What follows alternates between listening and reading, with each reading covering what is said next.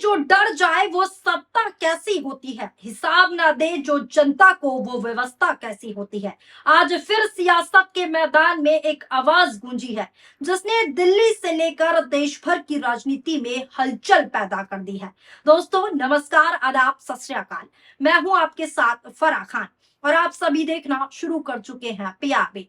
भारतीय राजनीति में एक बार फिर राहुल गांधी ने ऐसा बयान दिया है, ऐसा महा घोटाला खोल दिया है जिसने सियासी गलियारों में नई बहस छेड़ दी है। राहुल गांधी ने दावा किया है कि देश आर्थिक चुनौतियों के दौर से गुजर रहा है, संस्थाओं के भीतर बेचैनी बढ़ रही है और आने वाले समय में मोदी सरकार के लिए बेहद कठिनाई साबित हो सकती है। ऐसा दावा खुले तौर पर राहुल गांधी ने किया है। राहुल गांधी का कहना है कि देश में बेरोजगारी, महंगाई, परीक्षा विवाद और आर्थिक दबाव लगातार बढ़ रहे हैं और यही वजह है कि जनता के बीच असंतोष भी बढ़ता साफ तौर पर दिखाई दे रहा है। सवाल ये है कि क्या राहुल गांधी सिर्फ राजनीतिक हमला कर रहे हैं, सिर्फ बयानबाजी कर रहे हैं, या फिर विपक्ष इस मुद्दे पर आने वाले दिनों की पूरी रणनीति तैयार कर चुका है। दोस्तों, राहुल गांधी ने अपने हालिया संबोधन में सीधे सीधे प्रधानमंत्री नरेंद्र मोदी और उनकी सरकार की आर्थिक नीतियों को निशाने पर ले लिया है, सीधा हल्ला बोल दिया है। उन्होंने दावा किया कि देश की संपत्तियां कुछ चुनिंदा बड़े उद्योग समूहों के हाथ में सिमटती जा रही हैं और इससे आर्थिक संतुलन पूरी तरीके से प्रभावित हो रहा है।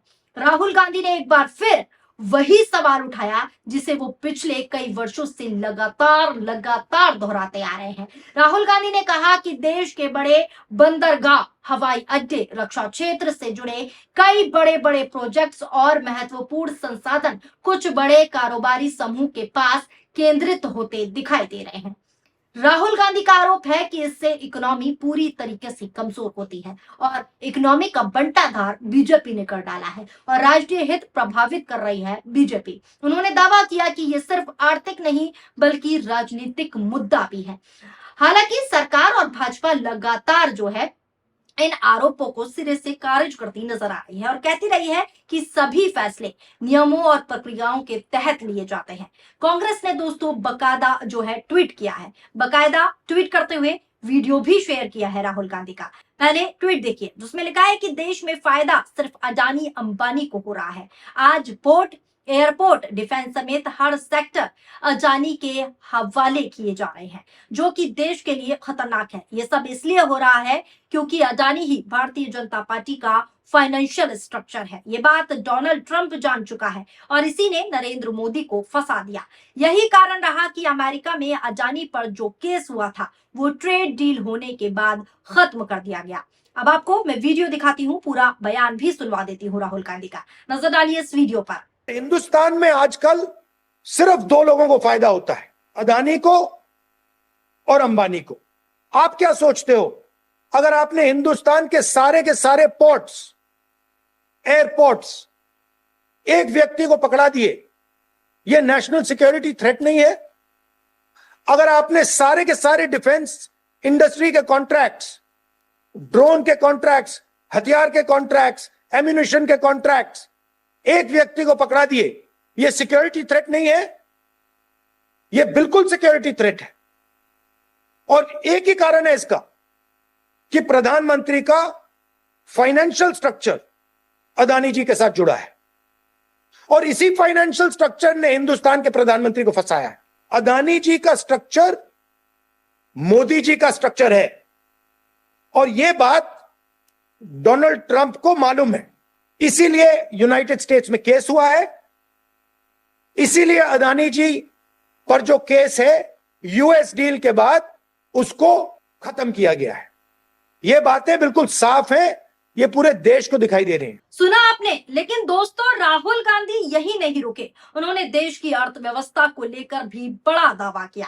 राहुल गांधी का साफ तौर पर कहना था कि भारत आर्थिक दबावों का सामना कर रहा है और आने वाले समय में इसका सीधा सीधा असर और स्पष्ट और साफ दिखाई दे सकता है। उन्होंने कहा कि बेरोजगारी, महंगाई और युवाओं की बढ़ती परेशानियां सरकार के सामने सबसे बड़ी चुनौती बनती जा रही हैं। राहुल गांधी लगातार ये भी कह कह रहे हैं कि युवाओं में नाराजगी बढ़ रही है और युवाओं की नाराजगी सोशल मीडिया से लेकर सड़क तक पर जो है नजर भी आ रही है। नीट, भर्ती परीक्षाओं, पेपर लीक और रोजगार के मुद्दे को लेकर विपक्ष लगातार सरकार को घेर रहा है, लगातार हमला बोल रहा है। कांग्रेस का आरोप है कि लाखों युवा जो हैं भविष्य को लेकर असमंजस में है, जबकि भाजपा का कहना है कि पिछले वर्षों में रिकॉर्ड जो है नौकरियां, स्टार्टअप और विकास के अवसर पैदा हुए हैं, लेकिन धरातल पर कहां है पता नहीं। अब एक और कांग्रेस ने जो है वीडियो शेयर किया और वीडियो शेयर करते हुए लिखा कि नरेंद्र मोदी जानते हैं कि मैं सच बोल रहा हूं, इसलिए संसद में मुझे आंख जो है नहीं मिला पाते मुझसे।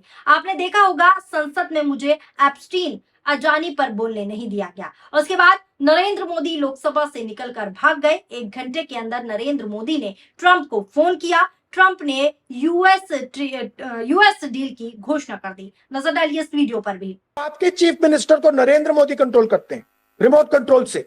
जैसे बाहर के लोग आज उत्तराखंड को चला रहे हैं, आपके बिजनेसेस छीन रहे हैं, वैसे ही नरेंद्र मोदी जी को डोनाल्ड ट्रंप चला रहा है। और मैं तो आपको खुल के बोल रहा हूं, मैं पार्लियामेंट में उनके साथ खड़ा होता हूं, सामने खड़ा होता हूं, वो आंख में आंख नहीं मिला पाते हैं, क्योंकि वो जानते हैं कि जो मैं बोल रहा हूं वो सत्य है। आपने देखा होगा लोकसभा में डिस्कशन हुआ, मुझे बोलने नहीं दिया गया। उसके बाद नरेंद्र मोदी उठ के लोकसभा से भागे और 1 घंटे के अंदर, मैं एप्स्टीन की बात करने जा रहा था, मैं अदानी की बात करने जा रहा था, 1 घंटे के अंदर नरेंद्र मोदी जी ने ट्रंप को फोन कॉल लगाया और ट्रंप ने यूएस डील अनाउंस कर। अब दोस्तों असली राजनीतिक लड़ाई यहीं से शुरू होती है। एक तरफ सरकार विकास और बुनियादी ढांचे की उपलब्धियां गिना रही है और दूसरी तरफ विपक्ष है जो लगातार बेरोजगारी, महंगाई और आर्थिक असमानता को बड़ा मुद्दा बनाने की कोशिश कर रहा है और पेश भी कर रहा है। आने वाले चुनावों में दोस्तों यही बहस सबसे बड़ा राजनीतिक हथियार बन सकती है। राहुल गांधी आगे बोले कि नरेंद्र मोदी ने देश के कृषि क्षेत्र तक को कमजोर कर दिया है, यानी राहुल गांधी ने किसानों का मुद्दा भी उठाया। मोदी सरकार ने हिंदुस्तान का कृषि सेक्टर अमेरिका के लिए जो है खोल दिया। देश के इतिहास में ऐसा पहली बार किया गया। अब अमेरिका के किसान जो हाई टेक्नोलॉजी इस्तेमाल कर खेती करते हैं वो भारत में अपना सामान बेच पाएंगे, जिससे हमारे किसानों को बहुत नुकसान होगा और हो भी रहा है। मोदी सरकार के इस कदम से हिंदुस्तान का किसान तबाह हो जाएगा। ये सारी बातें राहुल गांधी ने वीडियो जारी कर कही। नजर डालिए इस वीडियो पर भी। कि जो रिश्ता फोर्सेस का देश के साथ है वो पवित्र है, मगर मैं आपसे यह भी कहूंगा, जय जवान के साथ जय किसान भी कहा जाता है। तो जैसे जवान का रिश्ता पवित्र है वैसे ही किसान का रिश्ता भी पवित्र है। और नरेंद्र मोदी ने हमारे एग्रीकल्चरल सिस्टम को, हमारे कृषि के सिस्टम को, हमारे फूड सिक्योरिटी के सिस्टम को कमजोर किया। कैसे किया? पहली बार हिंदुस्तान की हिस्ट्री में कृषि का सेक्टर नरेंद्र मोदी जी ने अमेरिका के किसानों के लिए खोला।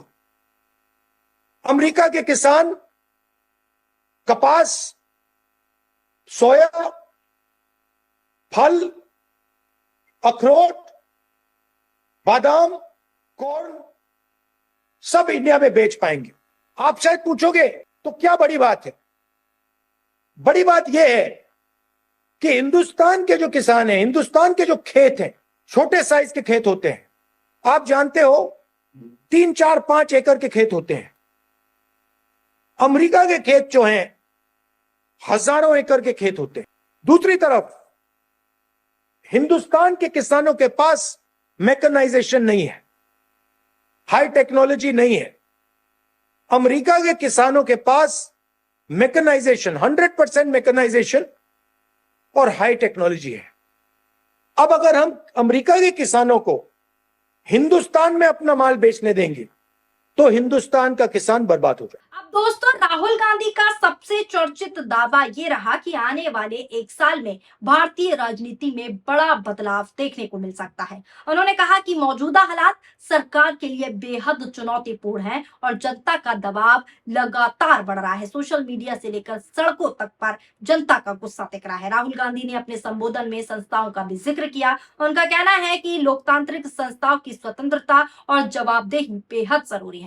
उन्होंने ये भी दावा किया कि देश में कई महत्वपूर्ण मुद्दों पर सवाल उठ रहे हैं और जनता जवाब चाहती है, लेकिन भाजपा चुप्पी साधे हुए है। हालांकि भाजपा इन आरोपों को राजनीतिक बयानबाजी बताते हुए लोकतांत्रिक संस्थाओं की पूरी मजबूती से काम कर रहे हैं, ये कह रही है। लेकिन जवाब अभी तक कुछ नहीं दे रही भाजपा। दोस्तों, अगर राहुल गांधी की पूरी रणनीति को समझा जाए तो वो तीन बड़े मुद्दे हैं जो राजनीतिक केंद्र में चर्चा का विषय बने हुए हैं। पहला मुद्दा आर्थिक स्थिति, दूसरा मुद्दा युवाओं का भविष्य और तीसरा संस्थाओं की जवाबदेही। यही तीनों मुद्दे को कांग्रेस लगातार हर मंच से उठा रही है। हाल के महीनों में कांग्रेस ने कई आर्थिक मामले जैसे कि बाजारों से जुड़े मुद्दे और नियामक संस्थाओं की भूमिका को लेकर भी सवाल उठाए हैं। विपक्ष का कहना है कि बड़े आर्थिक मामलों की पारदर्शी जांच होनी चाहिए और इस समय हमारा देश बड़ा आर्थिक संकट से जूझ रहा है और भविष्य में और आर्थिक मंदी आ सकती है और जनता को पूरी जानकारी मिलनी चाहिए इसकी,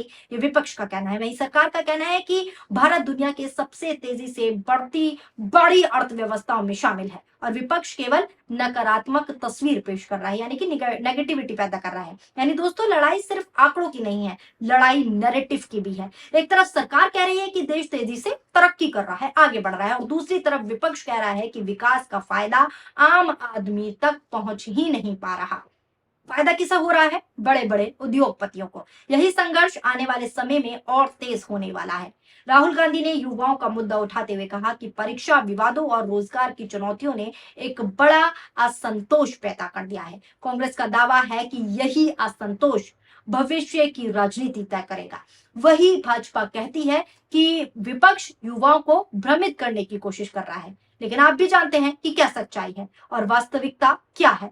दोस्तों, राजनीति में आरोप और जवाबी आरोप हमेशा चलते रहते हैं। आरोप प्रति आरोप का दौर भी जारी रहता है, लेकिन इस बार राहुल गांधी का हमला सिर्फ किसी एक मुद्दे तक सीमित नहीं है, सिर्फ एक मुद्दे पर सटीक नहीं है। वो अर्थव्यवस्था, रोजगार, शिक्षा, संस्थाओं और बड़े कारोबारी समूह से जुड़े सवालों को एक साथ जोड़कर मोदी सरकार को पूरी तरीके से घेरते हुए लगातार नजर आ रहे हैं। अब बड़ा सवाल यही है कि क्या राहुल गांधी जिन मुद्दों को उठा रहे हैं लगातार, वो आने वाले समय में जनता के बीच बड़ा राजनीतिक विषय बनेंगे? क्या बेरोजगारी और महंगाई चुनावी बहस का केंद्र बनेंगी, या फिर भाजपा विकास और राष्ट्रवाद को अपने एजेंडा के सहारे विपक्ष के इन हमलों का जवाब ही नहीं दे पाएगी? ये तमाम सवाल हैं। फिलहाल दोस्तों, इतना तय है कि राहुल गांधी ने एक बार फिर मोदी सरकार पर बड़ा राजनीतिक हमला बोल दिया है, उनके घोटाले का पर्दाफाश कर डाला है और कैसे वो काम कर रहे हैं उसकी पोल खोल दी है और आने वाले महीनों में ये टकराव और तेज होने वाला है, ऐसी स्थिति बना दी है। अब जनता किसकी बात पर भरोसा करती है और किसे अपना समर्थन देती है, ये भारतीय राजनीति की अगली कहानी में जनता ही लिखेगी, क्योंकि जनता ही जनार्दन है और जनता ही फैसला करती है। फिलहाल राहुल गांधी के इस बयान को लेकर आप क्या राय रखते हैं? अपनी राय कमेंट बॉक्स के जरिए जरूर बताएं। वीडियो पसंद आई हो तो वीडियो को लाइक कीजिए और हमारे चैनल पीआरबी को सब्सक्राइब करना ना भूलें। अगर आप ये वीडियो हमारे फेसबुक पेज पर देख रहे हैं तो फेसबुक पेज को फॉलो कर लीजिए और हमारे यूट्यूब चैनल को सब्सक्राइब करके वीडियो को ज्यादा से ज्यादा शेयर कीजिए। शुक्रिया, धन्यवाद, नमस्कार, जय हिंद, जय भारत।